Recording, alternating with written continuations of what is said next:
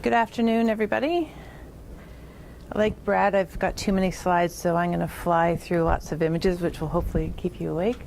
I've come in from the East Coast, and maybe my gray hair will confirm the fact that this pioneer thing that Mark referred to last night, I guess that would be inclusive of myself in a room with a few others here today in 1994 in Winnipeg, who Environment Canada at that time were dealing with their own waste diversion issues, dealing with landfill and trying to meet targets, brought together a number of early adopters who were working in the world of C&D waste diversion, whether it was through nonprofits and Habitat Restore or our firm that had just opened up a year prior, some researchers through CMHC and NAHB in the US. And what's crazy is, 25 years later, many of us are still in this field.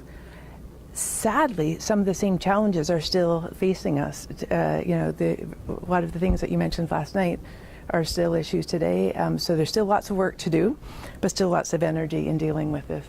And I guess I come at it from a bit of an interesting position, just not to repeat kind of background, but I am an architect and have a practice with my husband, Keith Robertson.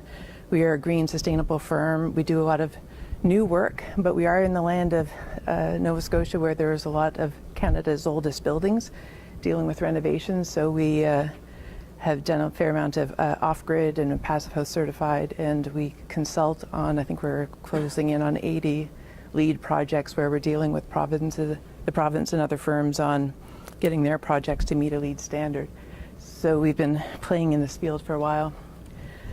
The other, maybe more particular reason is the fact that in '94, having started Renovators Resource, it was actually as a result of a client's request in their brand new passive house to have it look 100 years old, like their grandfather's Cape Cod house. So that had an architect scrambling, knowing how to specify materials, but in fact going out and listening to contractors who were facing an increased tipping landfill price.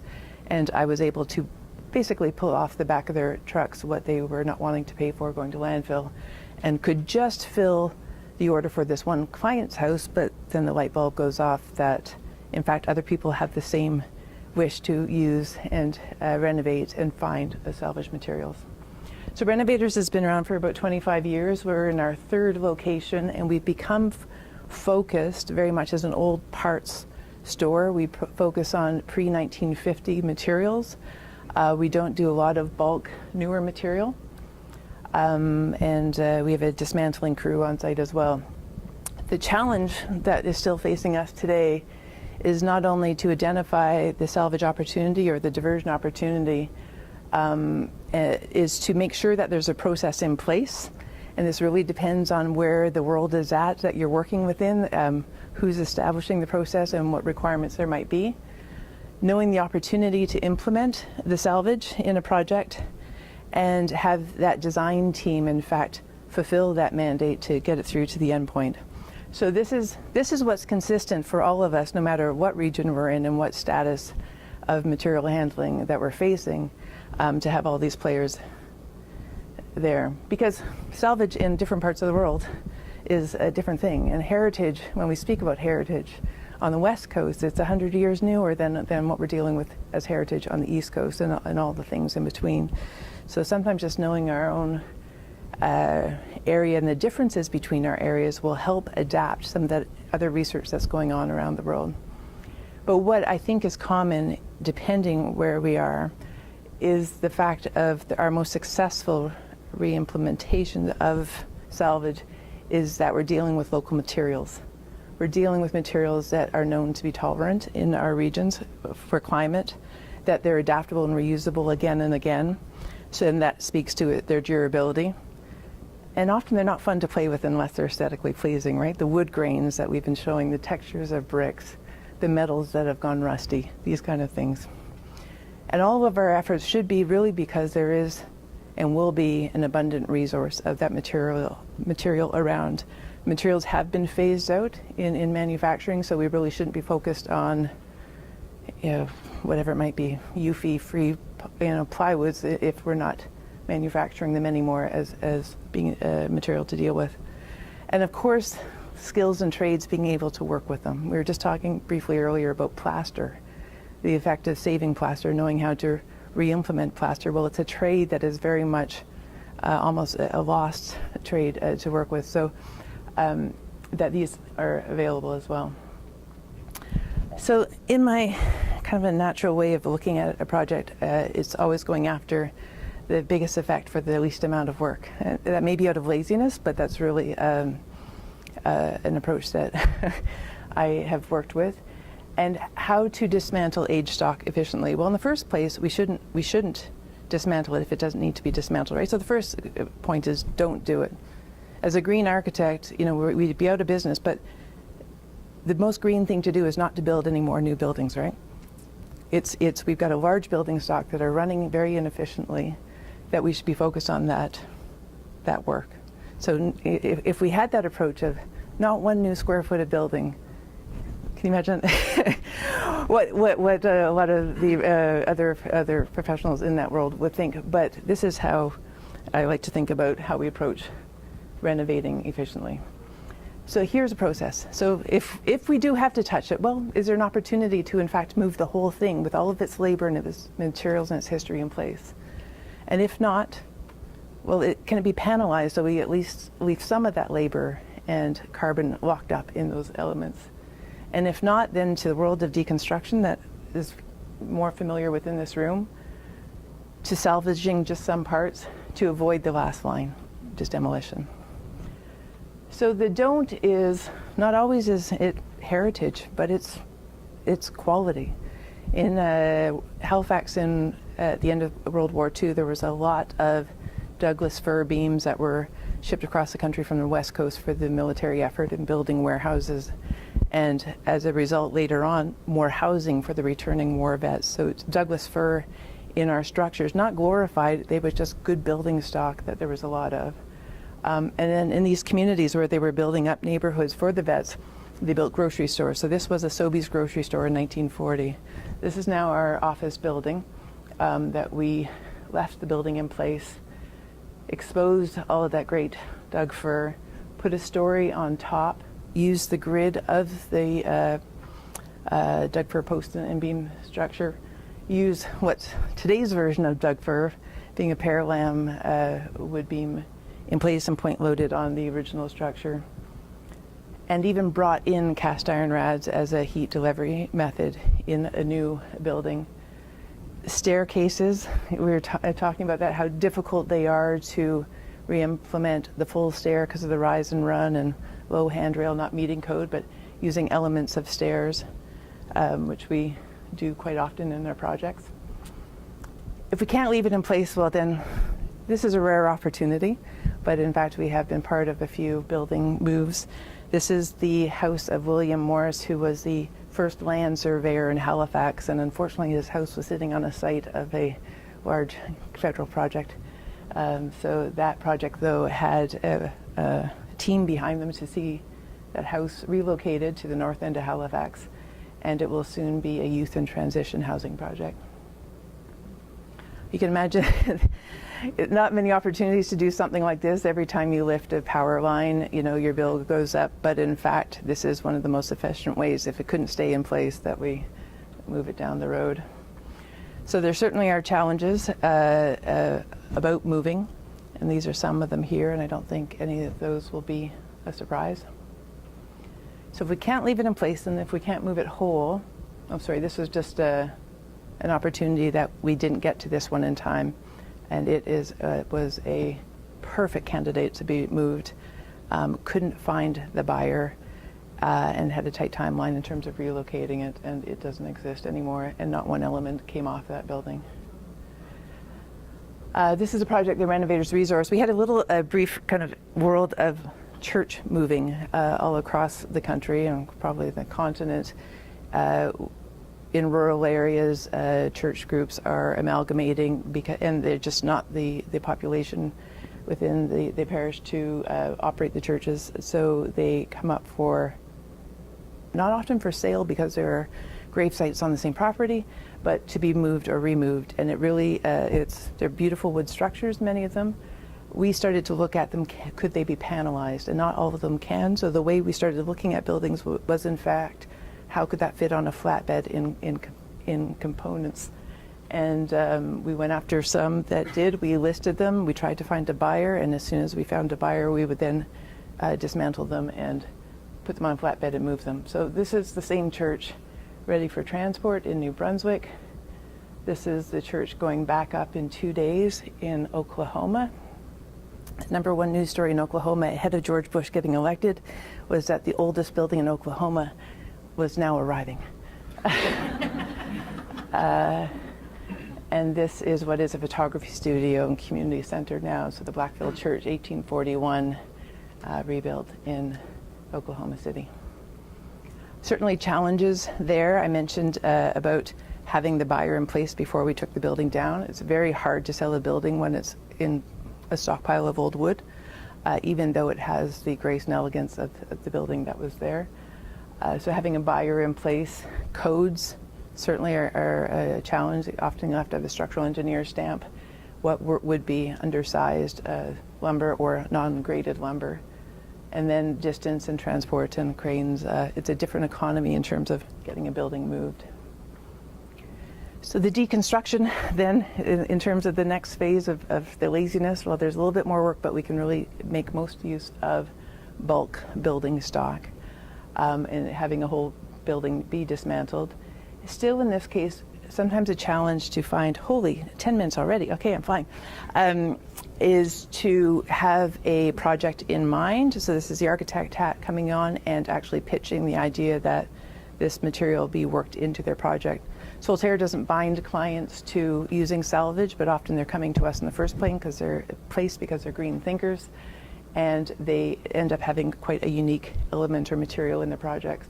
So this pile of oak beams, which are actually quite short for the most part and a challenge, we brought in a timber framer to do some traditional millwork and put them in place in the first Lead for Homes Platinum project in Canada.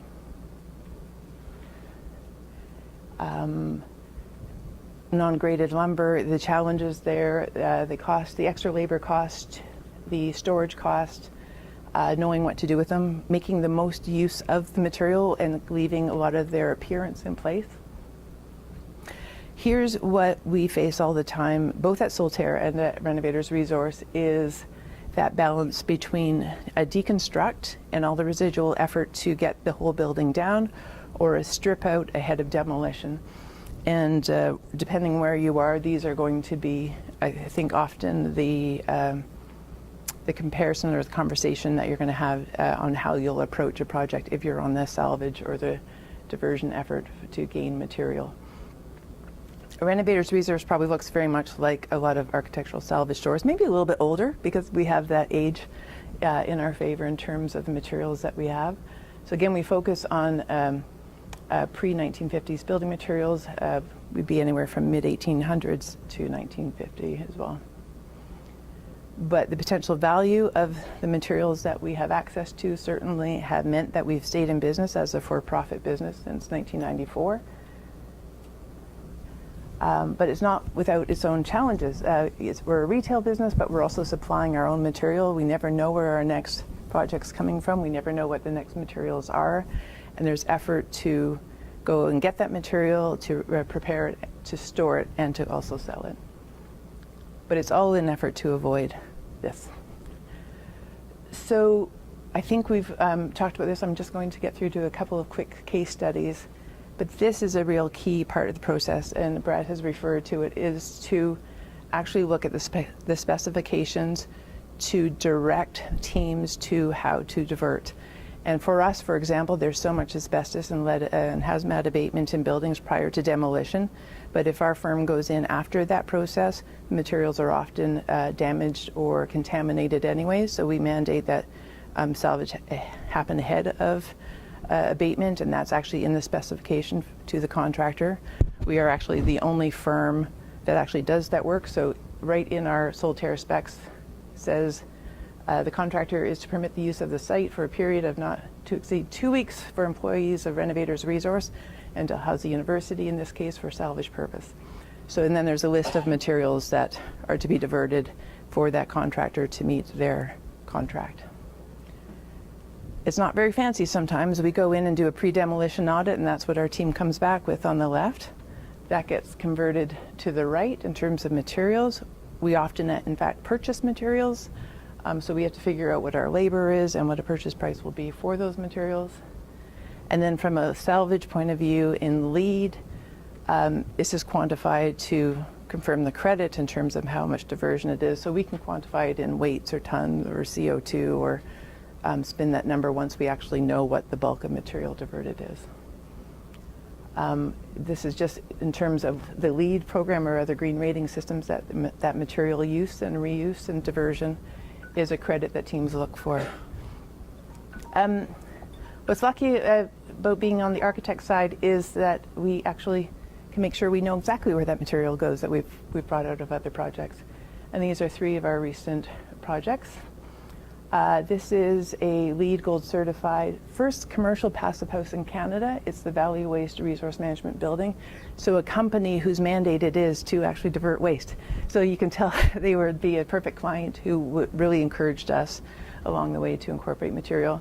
We used tire-derived aggregate as backfill. We used crushed glass collected in the blue bag system as a concrete aggregate, doors, hardware, strip flooring as some interior finish. There's some of this glass that gets crushed locally. Because we actually, in our blue bag collection, you can think about it, we ship it to Quebec to be sorted, and then actually the clear glass goes down to Pennsylvania in terms of recycling material. But in fact, if we leave it right at our first depot station with a simple crusher, we have what's essentially sand. So imagine all the septic fields as well. That I'm going to jump to the next part. That's just a shot of that floor, some of the interiors in that project. That glass that I was talking about, we also used here, not only in the floor, but in the septic field. This is a project that Solterre has built. I aspire to be here permanently someday. In the meantime, it's a demonstration house and a rental project. It's an off-grid LEED Platinum Passive House certified project. The first in North America, and we've done a whole lot of, you can imagine with the hats I wear, I could stockpile a lot of favorite materials to use here. So we've used 78 tons of crushed bottle glass in a septic field, because what is a septic field but sand, and what is crushed bottle glass but sand? And we have a number of great products in the Maritimes, cellulose insulation, event grid material made out of recycled plastic. These not being heritage, but these being part of this whole effort, right, in terms of material diversion. So salvage doors that were 11'6" tall, they sat in the racks at Renovators for years, and you kind of wonder why. Well, not a lot of ceilings are 12 feet tall to put 11'6" doors in, but we could actually design the roof heights around those doors. Signage companies deal with waste plastics and commingled plastics all the time. Well, I go dumpster diving at a few signage companies all the time to find some fun opportunities for it. And there's that same glass there. Remember those big old oak school desks that were really chunky, that had a little, you know, when you'd be a stenographer and you'd pull out the little tray? Well, if you cut the legs off them and before they get tossed out, they actually make a really good base for things. So the concept house is full of salvage stuff, and there's a link to it on our website if you want to read more. This was very much like the Valley Waste client, is the Ecology Action Center, where they were facing a huge space crunch for their teams, a nonprofit promoting all things green and environmental. So you can imagine another client who really worked with us to have the most efficient project out there. And I'm just going to keep flying because I'm sure that sign is going to say 1 minute really soon. We added 50% of the space to an existing 2-story. We added a 3rd story to the building, and we reduced the energy by about 30% by even adding another 50% to that building. So we were going after not only salvage and reuse of materials and working with an existing building, but reducing its footprint as well in terms of energy use. There's some of the cladding on the left.